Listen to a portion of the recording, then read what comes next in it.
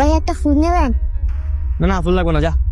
এই সকাল থেকে এত ব্যস্ত পারেন নেন না একটা, অনেক খিদা লাগছে। এই টাকাটা রাখ, ফুল লাগবে না। আরে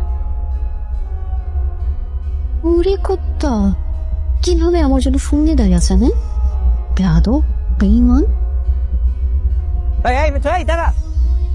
আরে বাবা, আমি এই জায়গায় তোর জন্য দাঁড়ায় আছি, আর তুই এমন ভাবে চলে যাচ্ছিস, মানে আমি কি তোর চোখে পড়ি না? হ্যাঁ পড়েছে তো, খুব ভালো করে পড়েছে, কিন্তু তোর মতো ভন্ডের সাথে আমি কোথাও যাবো না। আরে বাবা, আমি কি করলাম?